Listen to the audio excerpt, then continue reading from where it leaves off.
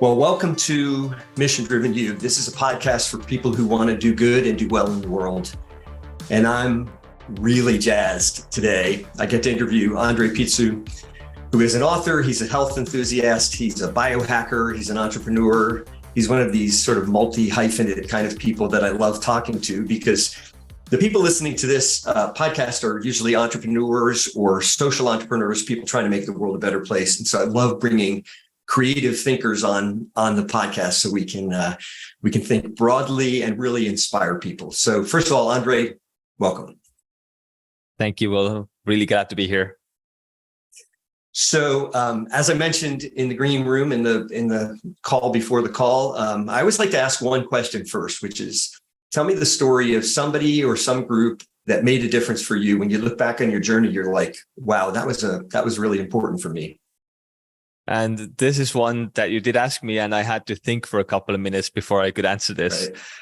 And I think it's a fun story in one sense, because you wouldn't imagine some people that come into your life that they would shape you in such a way, or how one thing leads to another.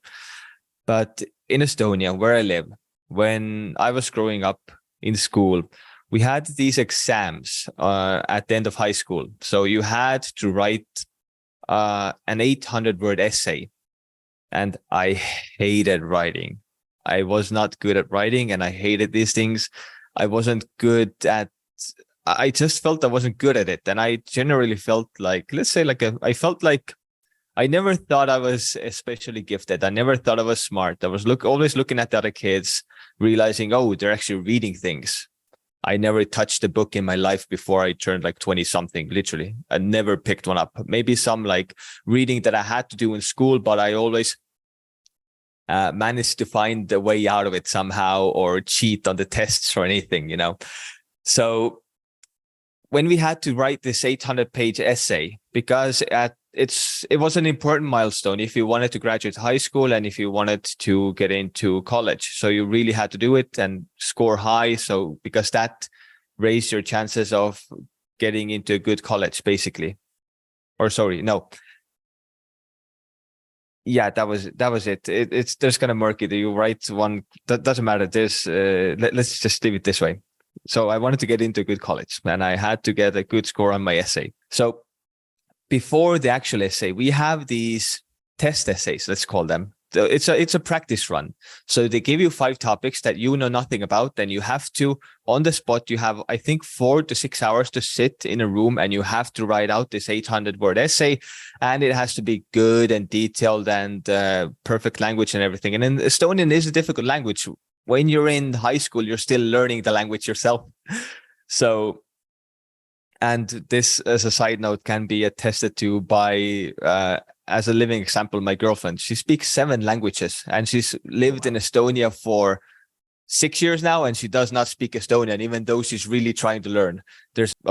Slovakian, Mandarin, German, Spanish, Hungarian, English, and there was one more which is escaping right now. So Estonian was supposed to be 8, and she hasn't managed to learn it. Anyway, at the test essay, I scored 20 out of 100, which was a failing grade. And after this, because I needed to get a good score, my mom found me a tutor. And this tutor was an 80-something-year-old woman.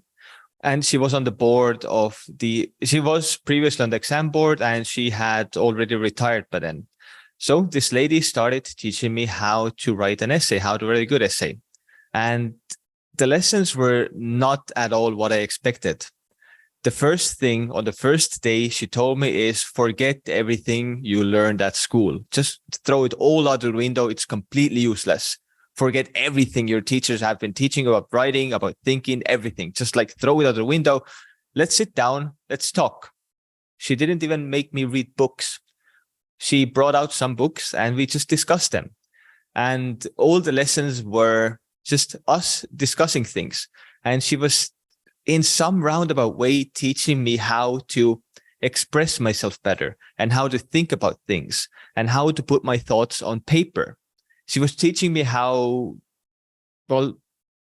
she was teaching me communication, which is all you basically need when you want to do good writing. And she told me, it's like, okay, sure, there are rules.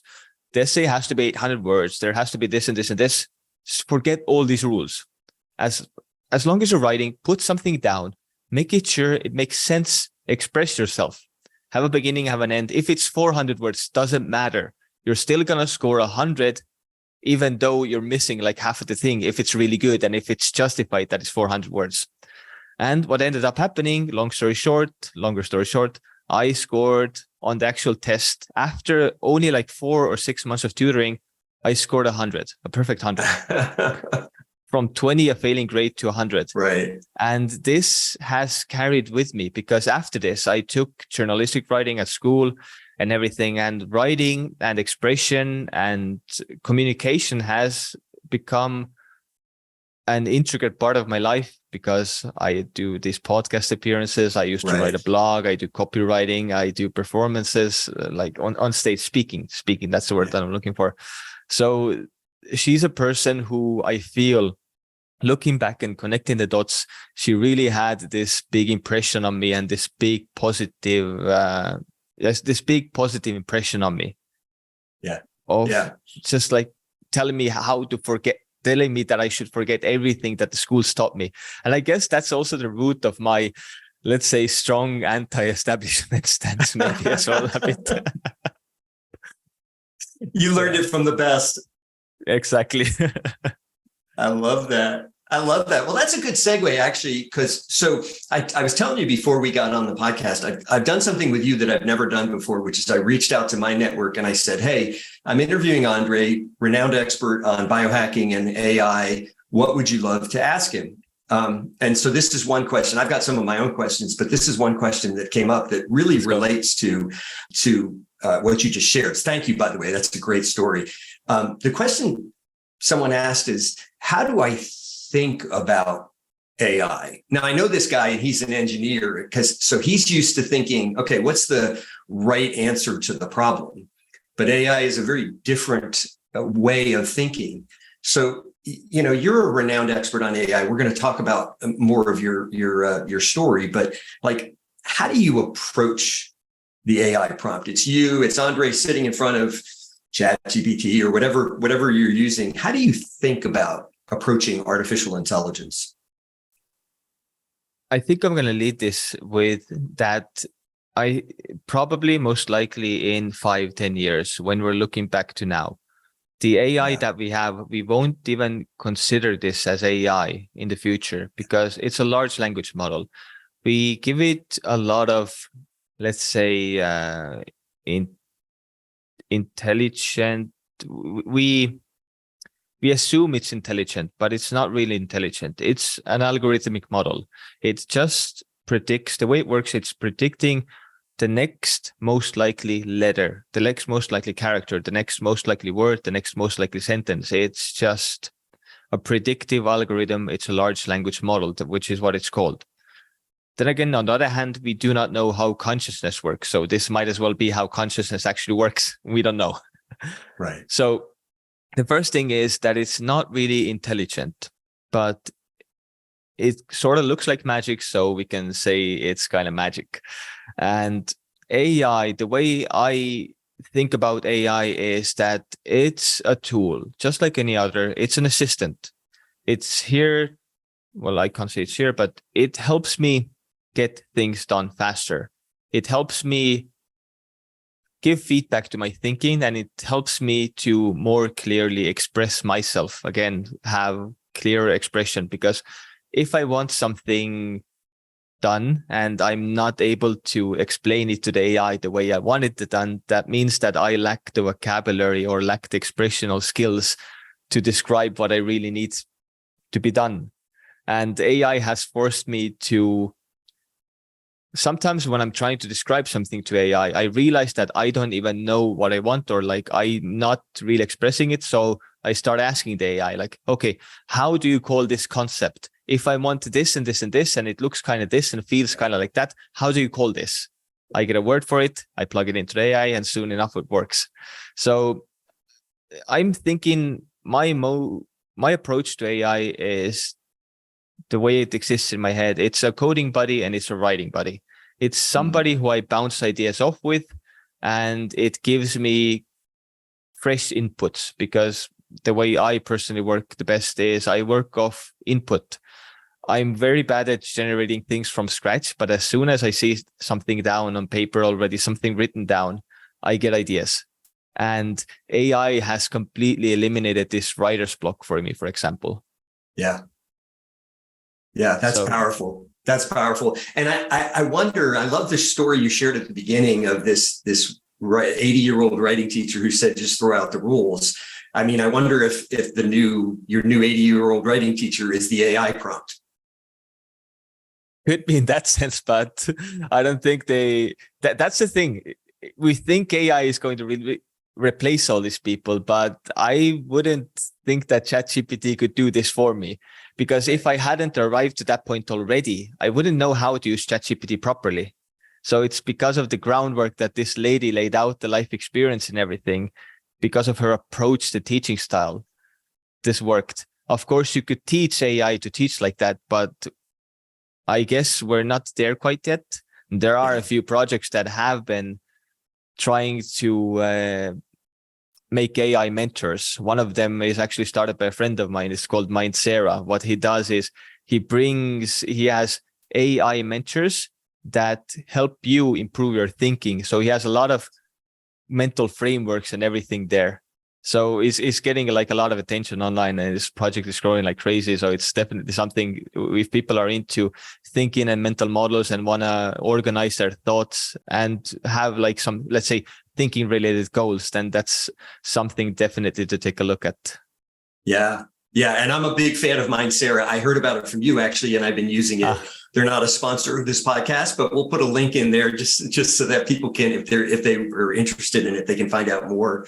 That's awesome. Because that's certainly my story, is that I had a certain innate ability, but ChatGPT and AI didn't replace me. It just makes me better. Exactly. But then again, there is this part that you're, let's put a label on it. You're what we would call then AI enabled, AI empowered. Let's call it that way. But the population that is not AI empowered yet, because of lack of access to AI or computers in general, you could see the segregation that might start happening between these people, especially in the workforce and everything else. Yeah. So it's anybody's guess how this is gonna like play out, or like where are we gonna move? Are more people gonna start getting this access, or is there's gonna be some sort of like let's say a workforce crisis? So AI can definitely start replacing people. I guess a lot of graphic designers and some writers have already felt it. Not a laughing matter, but that's the nature of reality. It is the nature of reality, and you're right. It's not a laughing matter, and it's interesting. And just a quick commercial, Andri is going to be on a symposium that I'm hosting at the end of September, where we're going to be talking about these issues, like what's the future of work? And this is a big question. Now, Mike and I care deeply about that inequality and the segregation that's occurring. One of the questions I'm thinking, because I'm always such an optimist, is it possible that AI could also be a way of leapfrogging for certain populations, to leapfrog or get ahead of those in power or those with certain status? Because, the example that I always comes to mind is, if you remember Rwanda, the nation in Africa that they lost about a decade because of civil strife, and they didn't keep up with the infrastructure. And so Rwanda they never buried a bunch of wires in the ground. They went right to cell phones.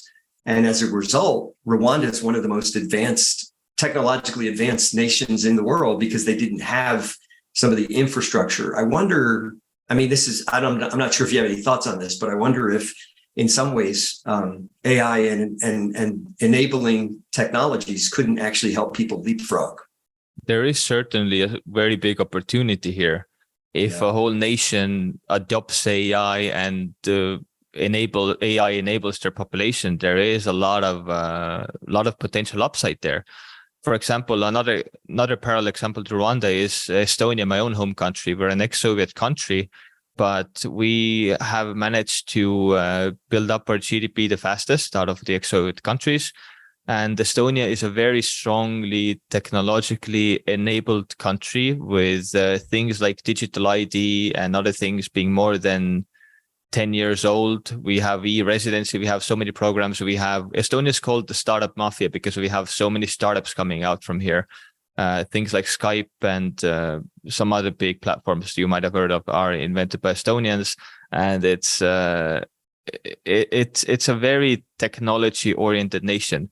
Now, not to say that I necessarily agree with everything. And while it was good for, let's say, 10, 20 years, very impressive that we were developing so fast, I see worrying trends where this technology is now leading and where some of the politics is leading. And I'm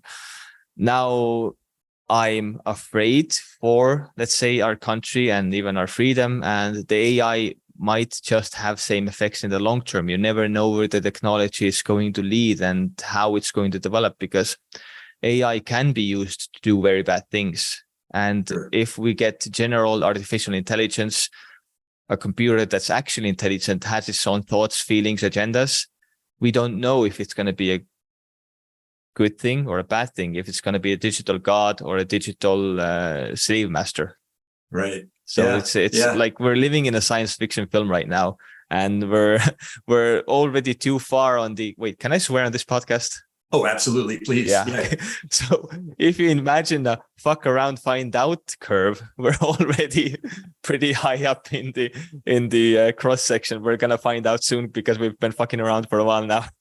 Right. Yeah, absolutely. Yeah. And I do think there's a sense, and I'm going to use this as a segue to talk about biohacking too, because I think there's a sense in which, we're in the middle of a sci-fi film, but we're also writing it, aren't we? Like we get to write the future of this sci-fi film.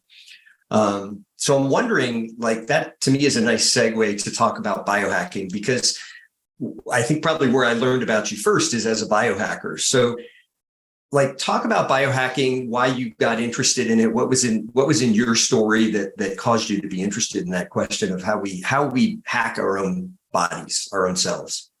And I don't know if you know about this actually, but I do have an origin story for this. Please. In late 2015, I was diagnosed with multiple sclerosis. So that's sclerosis multiplex. Do you know the disease? Yeah. And for people who are not familiar with it, it's a debilitating autoimmune disease where my own nervous system attacks the lining of my nerve cells called the myelin sheath. So my own immune system is attacking it and slowly degrading the myelin sheath, which causes the nerves to start essentially misfiring. And the symptoms are very wide-ranging. You could, for example, one day wake up and be blind, or lose all motor functions, not being able to walk. It's one of the most common symptoms that comes out in older age when people have multiple sclerosis. There's all sorts of other things as well, just like generally painful and very unpleasant symptoms that you do not want to have. And there is no cure for autoimmune diseases in the Western biomedicine or multiple sclerosis either. And when I was diagnosed, I was told by a group of doctors surrounding me, like in a movie, breaking the bad news to me. And they said that I have to get ready for some changes because my life is never going to be the same. Well, my life was never the same, but not the way they meant it. They told me I'm going to have to start injecting immunosuppressants every other day for the rest of my life. No other choice, nothing else to do, no way to get better. This is it. This is my life now. Well, immunosuppressants, as I said, there's no cure. And the problem with immunosuppressants is that they do exactly what the name implies that they do. They suppress your immune system, so your immune system wouldn't attack the lining of your nerve cells, wouldn't cause them to misfire, would not degrade them. But the root cause of the issue, why your body was acting up, that is going to still be in the background somewhere doing things. And they didn't know what the root cause was, and they're not planning on treating it. So basically, taking immunosuppressants is like putting a patch on boil, or like putting a band-aid on let's say in an infected wound and hoping it's gonna get better. It's not gonna get better. It's gonna get worse, and it's gonna get fester. And at one point the band-aid is not gonna do anything anymore. So the tactic is that you cover up the symptoms as long as you can. The condition worsens in the background, and when the immunosuppressants don't do anything anymore, well, tough shit. And that's the Western biomedicine approach, unfortunately. And I, at that moment, when I heard these things, I kind of refused to accept anything. I was in complete denial. I said, well, in my head, I was going like, hell no, this is not my life. This is not real. This is not how I'm going to go down. This isn't happening. No. So I kind of declined all treatment. I never accepted any conventional treatment. And fortunately, my parents supported my decision, because they were like, hey, you know what's best for you. You do you. Even though I guess it was really hard for them, and they also were afraid and everything. So I'm really fortunate to have had the support of my parents. And what I started doing is, I had no concept of what healthy living is, no idea about health or wellness or anything. But I went online and I started researching how to get better. And I mentioned my anti-establishment stance in the beginning of the episode, and I've never been one to follow rules, and I've always tried to manage to find like a different way of doing things. So I started working my way backwards. I started with the most illegal, underground, dangerous, and experimental Russian treatments that are going to destroy my immune system and build it back up, and that's going to make me get better in some very weird forums. And as I was researching, I was starting to realize, like, maybe, just maybe, the illegal Russian treatment isn't the way to go. And it sounds really banal, but I had this like whole body realization that maybe, just maybe, if I want to get healthy, I should be healthy.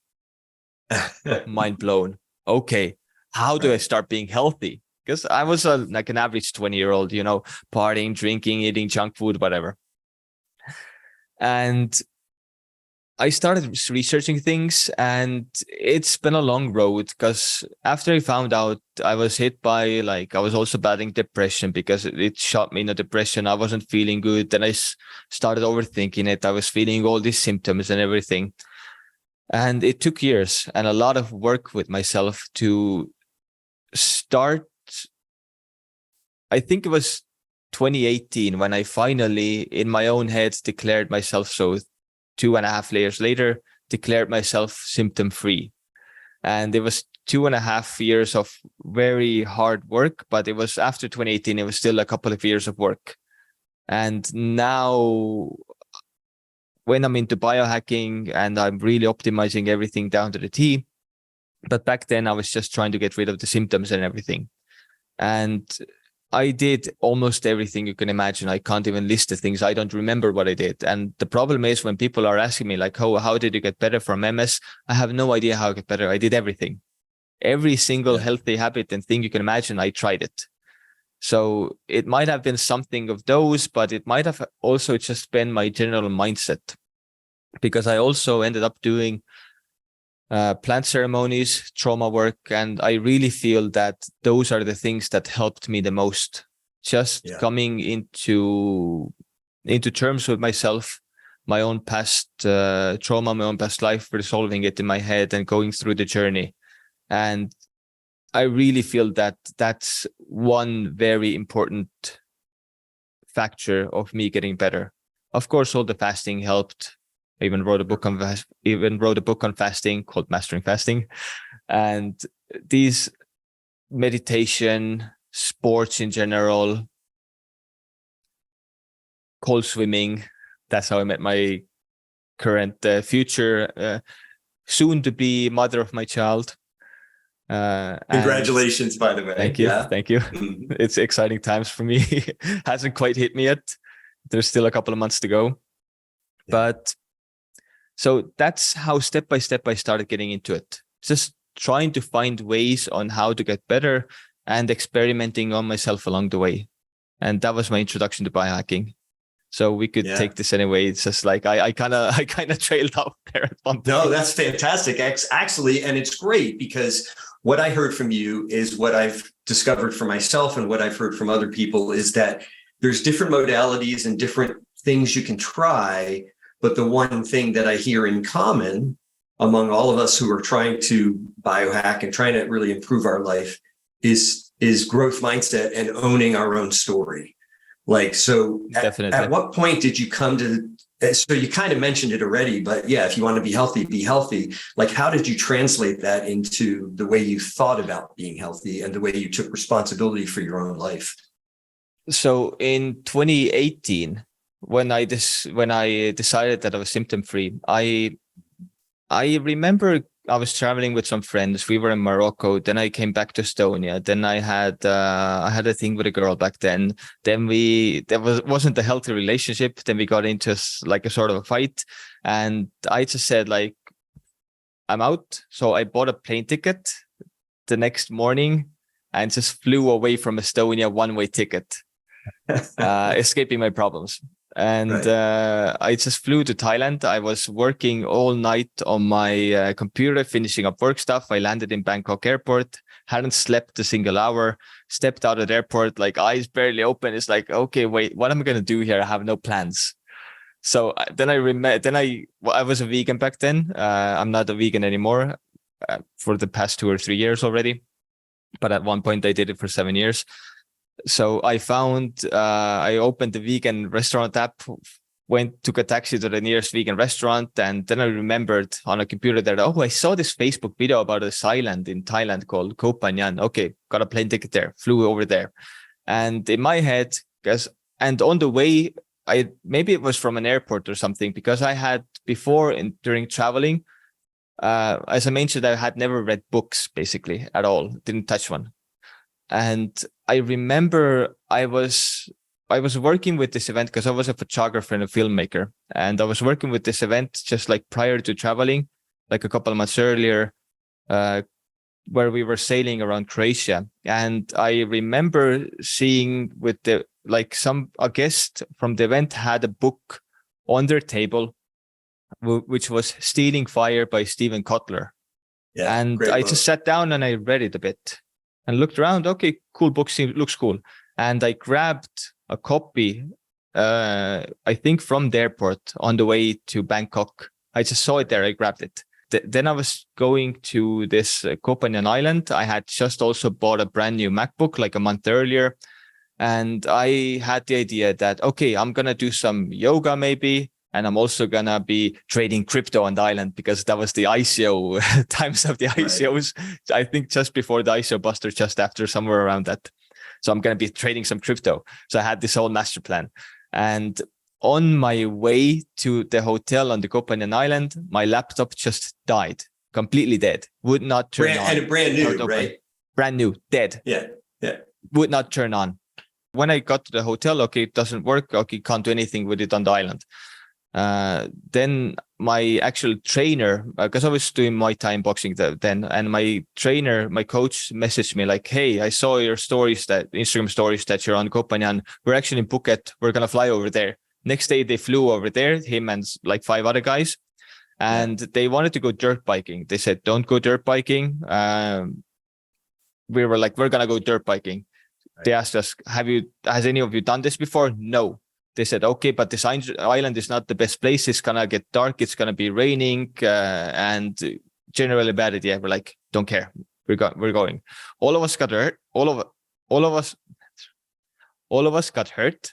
I hurt my wrist. So computers offline. I hurt my wrist. No yoga. Right. So, and then the other guys left. One of them introduced me to podcasting. And because we were talking and chilling, so one of them introduced me to podcasting. Then the day later they left, so I was left on the island alone, no computer, hurt wrist, but I had my book, and I was just introduced to podcasts, and I started reading the book. I really enjoyed it, and the podcast that they introduced me to was London Real by Brian Rose, and the first ever episode that I listened to was with Bruce Lipton on the biology of belief. And I was at that point in my own journey where I had just kind of finished my first plant ceremony and everything. I was just starting to feel better. So after listening to that and having the whole month for myself, I started listening to a lot of podcasts. I started getting some more books on the island. So I was reading and listening. And I started then programming my own mind. And that's how I got into it, completely through chance, because my laptop died, I hurt my hand, and I didn't have anything better to do, completely alone on Koh Phangan. I love that story. And it could be by chance, or it could be that the universe was conspiring to prepare you for what you're now doing, what you're now offering. I love that story. If somebody's listening to this, because the people listening to this tend to be older entrepreneurs, when I say older, 40s, 50s, people who are looking sort of maybe for their second chapter in life. And they're like, yeah, I'm interested in biohacking, and I kind of want to take control. I know they can't replicate your journey, but I'm wondering if you can think of 2 or 3 things that are sort of easy places to start in terms of biohacking and taking control of your own journey. The main concept, the main thing you have to understand is that you can stack how many ever good or great things or biohacks that you want, but all of those good things will never undo the damage that you caused to yourself with your bad habits. It's the same as you're never going to outrun a bad diet. So the first step is eliminating bad habits. And the second step is then building good habits. And the way I would really recommend approaching things is, and this saying is from Tim Ferriss. I'm going to butcher it, but it went something like rules and routines, not gizmos and gadgets. Yeah. The original actually rhymed. Yep. The original, yeah. I think the original rhymed, but something like that. So we all know somebody, or maybe you're that somebody to other people, that at some point decided that they're going to go healthy. So they started working out 5 days a week. They started eating a strict diet. They started fasting, cold plunging and everything. But ultimately it ended up lasting for only like 5 days, maybe 2 weeks maximum. Yeah. And then they go back to their old habits. The trick to building new habits is baby steps. You start very simple, very small habits. And once you've nailed something, then you add new behavioral changes. But the trick to actually giving up bad habits is giving them up all at once, because bad habits are often interlinked. So let's say that after work, you crave a cigarette. You always smoke after work. But when you're smoking, you also want to be sitting on your couch. Let's say somebody smokes weed. So you like to smoke weed after your work. But when you're smoking you're also eating pizza. You're also sitting on your couch in front of the TV, not moving. Watching Netflix. Yeah, exactly. So all of these bad habits are interlinked. So instead, if you just after work went for a walk instead of watching Netflix, you could give up all those other bad habits as well, because they're interlinked in that sense. So give up some bad habits and take it simple, easy, really easy to build new habits. And the new habits when it comes to biohacking, when it comes to general health promotion, is they don't have to be complicated, because biohacking is very sexy in that sense that we all want to do hyperbaric oxygen therapy. We want to get a cold plunge, even though cold plunge is great, or we want to have like pulsed electromagnetic field mattresses or all these other things. They sound fancy, but you don't need them. The simplest of things, the simple habits, are the most effective because they're easy to do and you can do them all the time. Going for walks, walking like 10, 20,000 steps per day. Perfect. Do it. Then maybe if you want, if it works for you, you can try fasting. It's a more complicated one. There's also this concept called earthing or grounding, just walking around barefoot or seeing actual daylight within 30 minutes of waking up. So you wake up, don't stare at your phone, go actually outside for a walk, get natural sunlight into your eyes without sunglasses, without anything between, for at least 30 minutes. That's going to spike your stress hormones, which is basically the positive stress, which is going to kickstart your hormonal cycle for the day. And you're making sure that you're going to get a good night of sleep later on.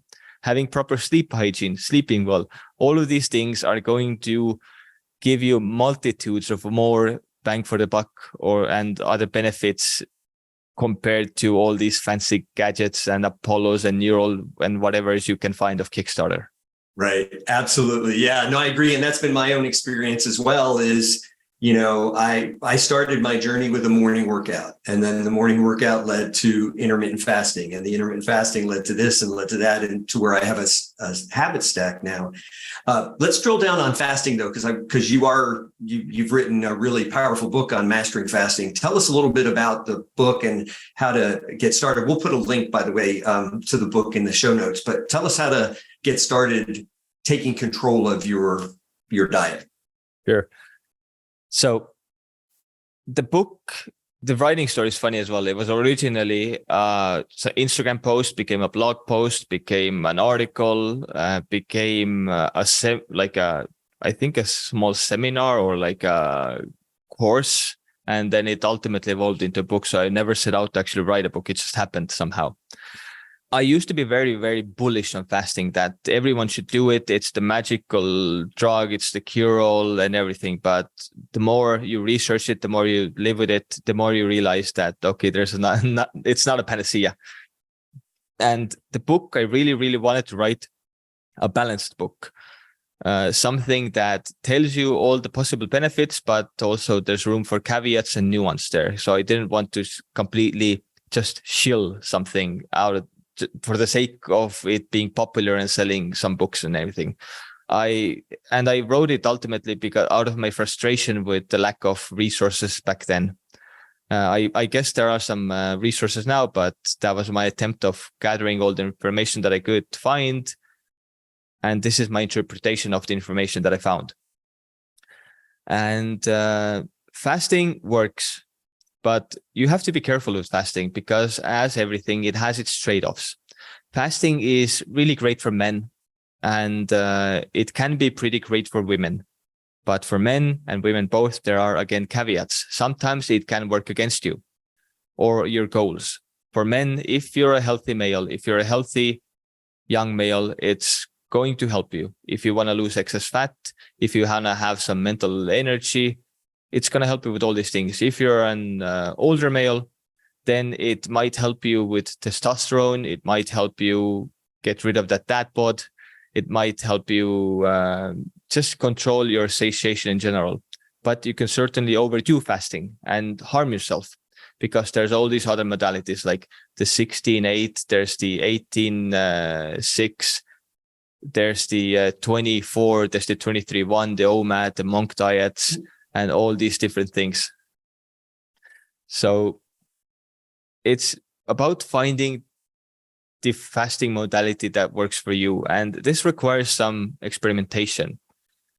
And if you're going to pick up fasting before you start fasting, let's say you've heard about it, you're convinced that you want to go start doing one meal a day, or maybe you've been doing one meal a day for a while now. I highly, highly recommend running a panel for your thyroid. Test your thyroid hormones. See if fasting is serving you. Because if your thyroid hormones are not healthy for some reason or out of balance, then fasting can do more harm. You generally want your thyroid to be healthy before you start fasting. And this is something that I've also learned recently. You could also have a look at your testosterone and other things, which is always great to check when you're a man. But in general, it can do harm, and you just want to be careful and you want to be sure that you're not harming your body more. And thyroid is one thing that you want to pay attention to. Then you want to think about whether it's actually serving your goals, the way your fasting is serving your goals. If you want to build muscle, if you want to put on a lot of muscle, you have to eat a lot of food. And if you're doing one meal a day, it's difficult to eat a lot of food.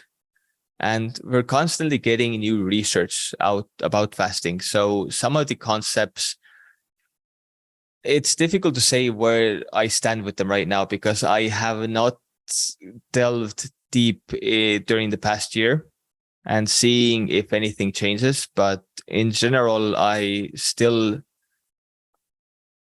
I still hold the stance that fasting can be beneficial, even though I myself am not fasting right now because my thyroid is not healthy. And I'm currently working on fixing my thyroid. And at some point I might start fasting again.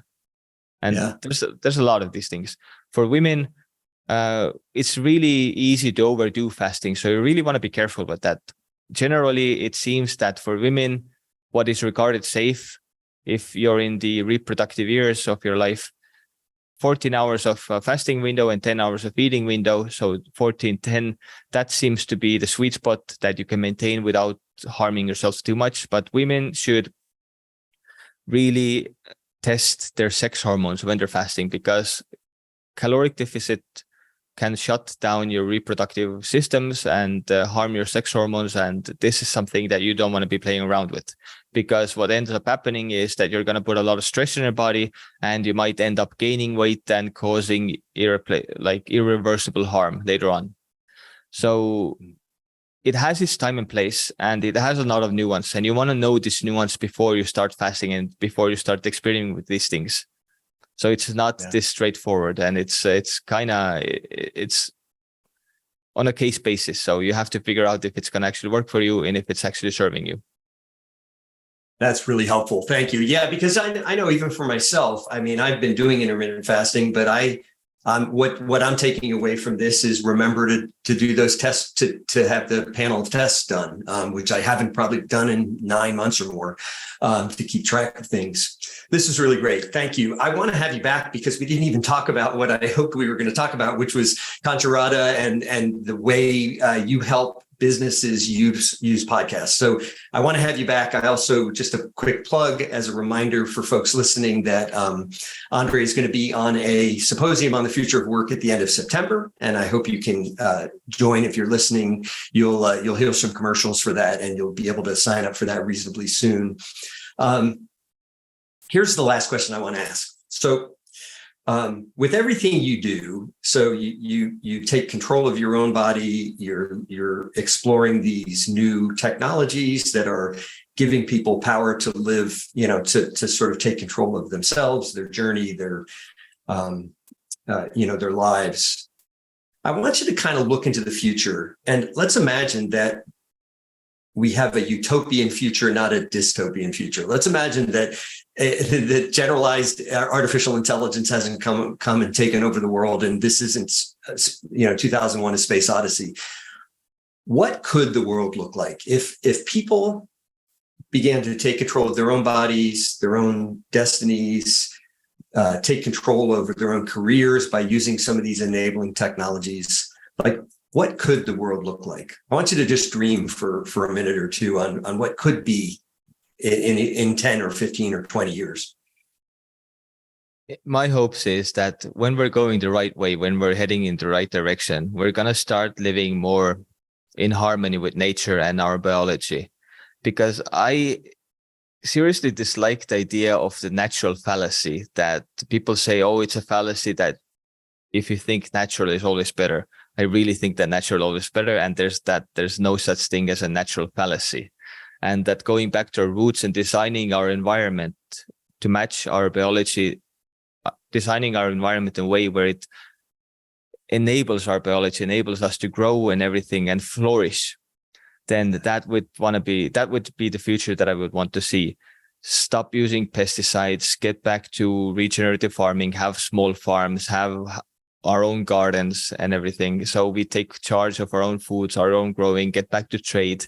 So my dream is that with the development of technology and everything, we start seeing the benefits of doing things simply and having a simpler and a more stress-free life. So that is something that I dream of. I love that dream. Andri Peetso, thank you. This was great. I'm so excited to share you with the audience, and I'll put links to the ways you can find Andri in the world in the show notes. So thank you. Thank you for sharing on. with the audience. All right, great. Okay, great.